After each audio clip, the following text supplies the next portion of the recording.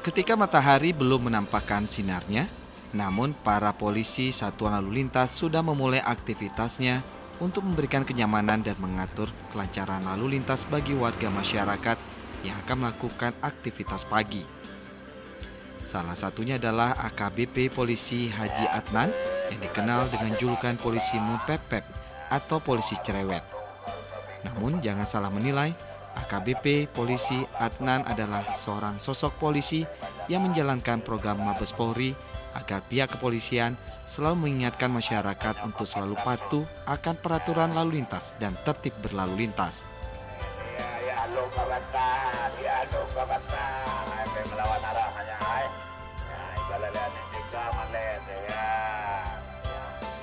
Uniknya program polisi mepepep mengingat terakan ini menggunakan bahasa Aceh. Program yang sudah diluncurkan sejak 10 April 2013 ini mendapatkan perhatian warga Banda Aceh. Setiap pagi, warga Banda Aceh akan mendengar ocehan AKBP Polisi Haji Adnan, terlebih bila menemukan pelanggar lalu lintas. Adnan langsung cerewet dan mengingatkan warga tersebut hingga membuat pelanggar malu. AKBP Haji Adnan mengakui awalnya banyak warga yang jengkel mendengar mepepep dirinya, namun tanpa disadari bahwa pesan yang disampaikan banyak nasihat. Adnan tidak hanya menegur, namun juga mengingatkan warga akan pentingnya patuh berlalu lintas.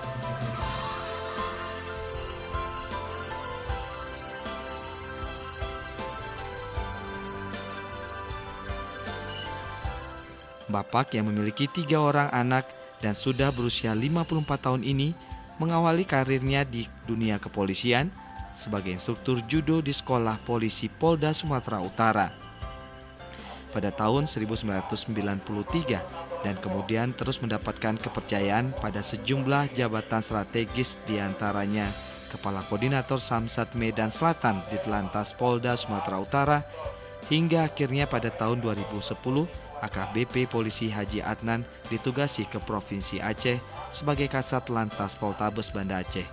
Dan kini beliau dipercayakan sebagai Kasubdit Dikyasat Ditlantas Polda Aceh.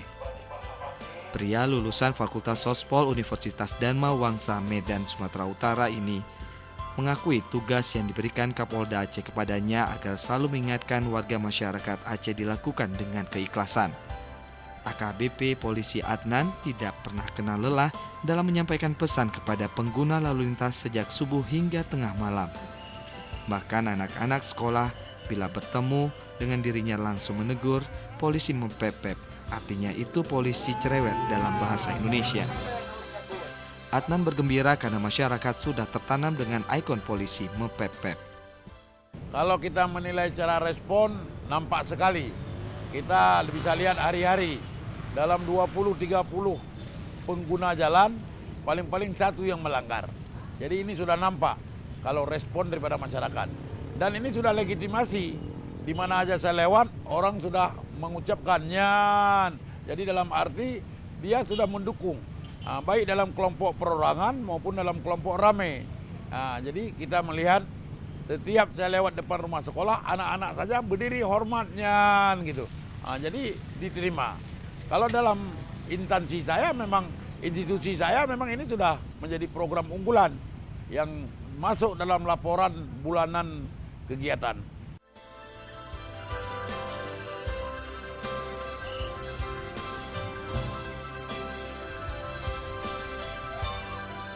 Apresiasi terhadap kinerja juga disampaikan Kapolda Aceh Irjen Pol Hussein Hamidi yang menilai sosok Adnan sangat peka terhadap lalu lintas. Adnan tidak hanya menyampaikan dan mencereweti pelanggar lalu lintas, namun juga mengomentari pelanggaran syariat Islam. Program mepepep, ini yang dilaksanakan oleh AKBP Adnan ya, di lalu lintas, ini juga sangat efektif. Kenapa? Karena bisa menegur langsung, ya. Namun tidak memberikan tindakan, tapi menegur. Misalnya dia di lampu merah misalnya, ya, dia terus menerobos lampu merah. Namun disampaikan di situ, jangan menerobos lampu merah, diingatkan kembali. Akhirnya orang merasa malu, tidak akan mengulangi perbuatan tersebut apabila ada lampu merah dan dilihat oleh anggota Polri dan merasa malu dan dilihat oleh orang lain. kalau disampaikan pelanggaran yang dilakukan pada saat itu.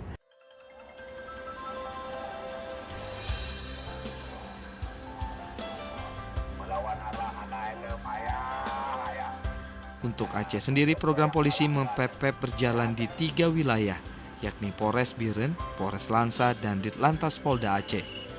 Akan berdasarkan hasil evaluasi Ditlantas Polda Aceh, adanya penyuluhan melalui mempepet ini dapat menurunkan angka kecelakaan lalu lintas mencapai 40%.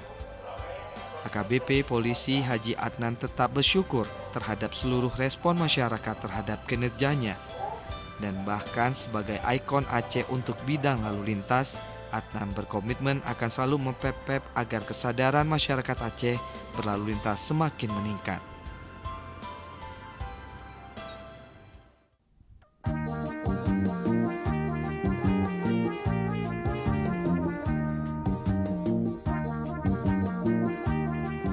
Banda Aceh, sebuah ibu kota provinsi Aceh yang hancur luluh lantak akibat musibah tsunami pada tahun 2004 lalu.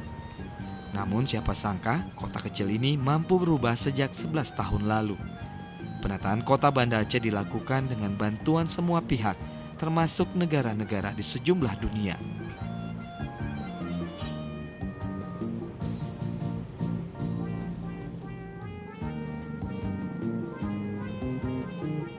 Kini kota Banda Aceh kian berkembang dan membangun, bahkan melakukan penataan di segala sektor.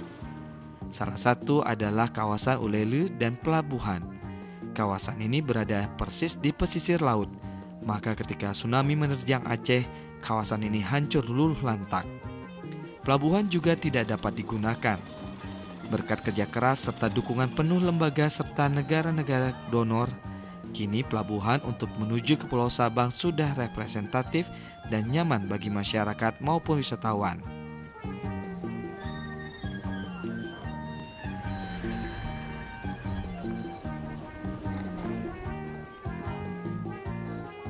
Pembangunan jalan dan jembatan di kawasan Ulele, Banda Aceh tidak terlepas dari perhatian pemerintah agar jalan menuju akses pelabuhan maupun ke perumahan penduduk mudah dan cepat. Di sekitar Ulele ini juga terdapat dermaga kecil untuk bersandarnya sejumlah perahu untuk menyeberang ke Pulau Aceh, sebuah pulau yang berdekatan dengan Pulau Sabang. Sarana pelabuhan memang dibutuhkan bagi warga masyarakat kota Banda Aceh dan sekitarnya agar dapat menyeberang, dan tak jarang bersandarnya sejumlah perahu ini menjadi keindahan tersendiri bagi kota yang berada di pesisir pantai.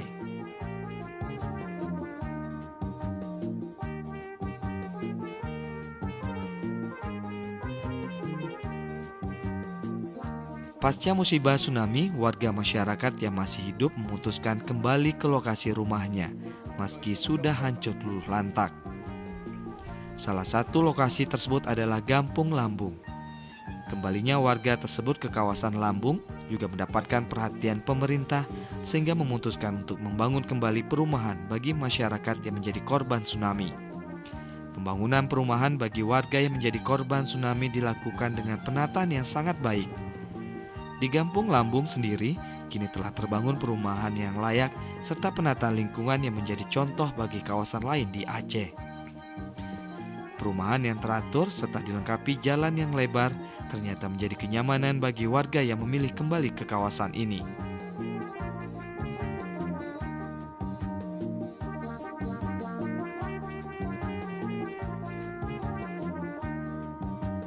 Sekitar kawasan Gampung Lambung juga masih tersisa sebuah rumah yang masih utuh ketika tsunami meluluh lantakkan Aceh, khususnya kota Banda Aceh. Rumah berlantai 2 ini juga mempunyai sejarah penting, di mana sejumlah warga selamat dari musibah tsunami karena berada di rumah tersebut. Kini rumah ini menjadi saksi sejarah betapa dahsyatnya musibah tsunami melanda Aceh dan menjadi objek wisata di Gampung Lambung. Tragedi tsunami menjadi pelajaran penting bagi masyarakat Aceh. Minimnya pengetahuan kebencanaan telah menyebabkan ratusan ribu warga masyarakat Aceh meninggal dunia. Belajar dari musibah tersebut, pengetahuan kebencanaan dan tersedianya gedung penyelamat layaknya di negara Jepang juga diwujudkan di kota Banda Aceh. Sejumlah kampung yang berada tak jauh dari pesisir pantai Maka pemerintah berinisiatif membangun escape building atau gedung penyelamat. Ini dilakukan agar bila musibah tsunami kembali melanda kota Banda Aceh, maka warga diharapkan menuju ke gedung tersebut untuk menyelamatkan diri.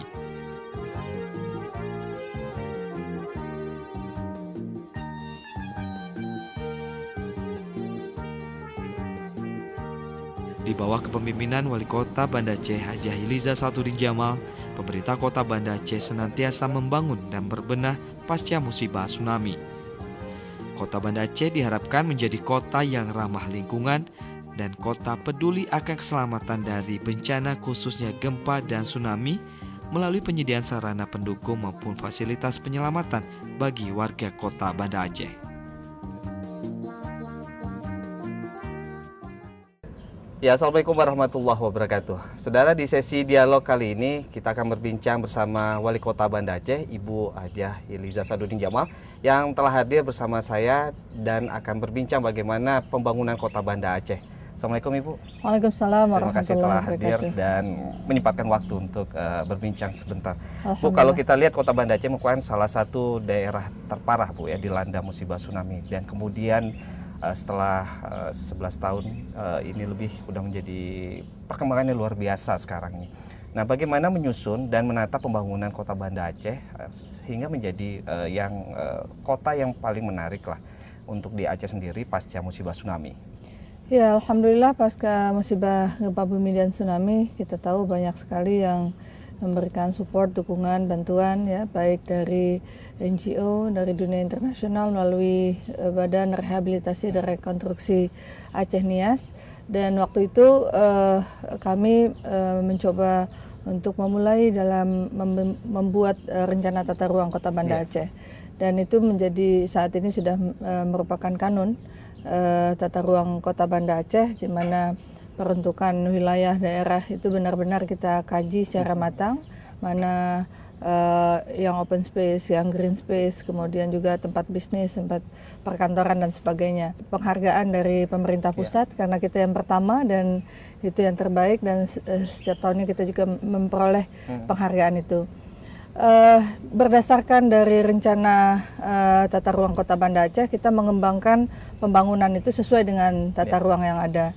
Nah, ini membuat kita lebih terarah, lebih terukur, dan kemudian tentu akan memberikan kenyamanan, keindahan yang lebih baik dari tata ruang. Nah, ini yang harus benar-benar kita patuhi, kita jalankan, dan maka alhamdulillah hari ini kita bisa melihat dari infrastruktur Kota Banda Aceh, penataannya bisa jauh lebih baik di masa sebelum tsunami. Ya, Bu, kan pemerintah Kota Banda Aceh tidak hanya membangun, tetapi membangun kota yang ramah lingkungan. Kemudian juga ada yang difokuskan untuk membantu masyarakat ketika terjadi bencana. Kita lihat ada escape building, kemudian ada untuk jalur evakuasi. Nah, bagaimana akhirnya ini dikombinasikan menjadi pembangunan di Kota Banda Aceh sendiri yang ramah lingkungan? Iya, Kota Banda Aceh merupakan kota yang rawan terhadap bencana, ya, dan tentu pembangunan ke depan harus membuat kota ini menjadi kota yang tangguh terhadap bencana, baik dari edukasi kepada masyarakatnya maupun dari perangkat dan infrastruktur yang ada.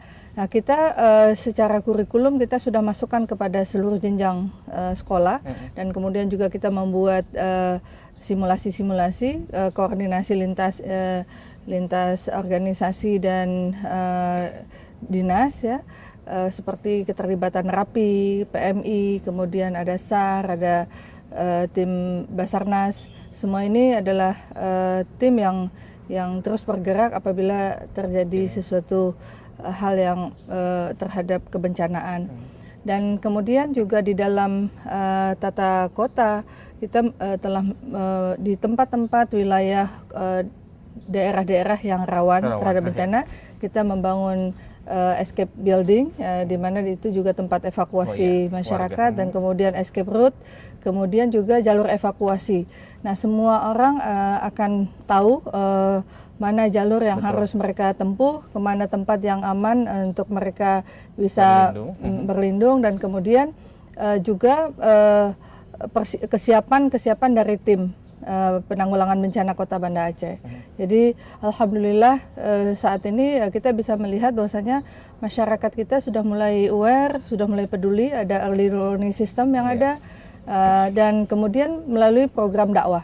Fokus apa yang dilakukan pemerintah Kota Banda Aceh? Tadi juga menarik bahwa 5 tahun ini sudah saatnya melakukan pembenahan lagi, ada menentukan daerah-daerah yang untuk pembangunan disesuai dengan semakin padatnya warga kita berada di Kota Banda Aceh. Ya, kita saat ini yang concern terhadap bagaimana penataan transportasi di wilayah kota. Kita udah mulai mau macet nih gitu ya. Tahun ini kita dapat bantuan dari pusat untuk membangun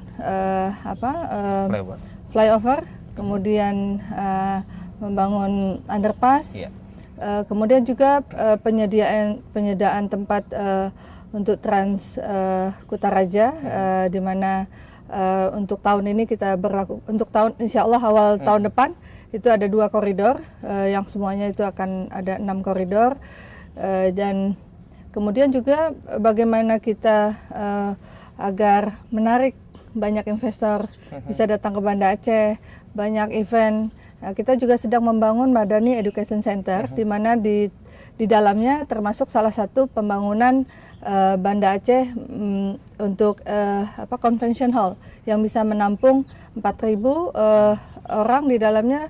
Kalau dipakai sampai space luarnya sampai 6.000 tertampung dalamnya.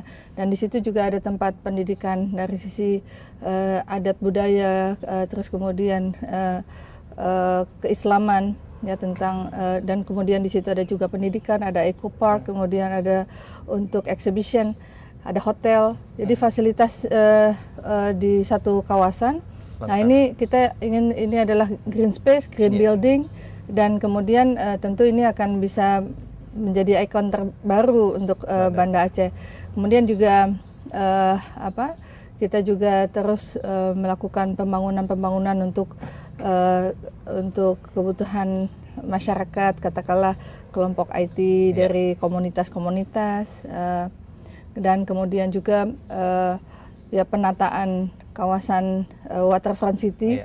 Kita ingin ke depan bagaimana agar kawasan Penayung misalnya, pasarnya kita pindahkan ke Lampulo, dan kawasan Penayung itu kita tata dengan cukup indah, karena Banda Aceh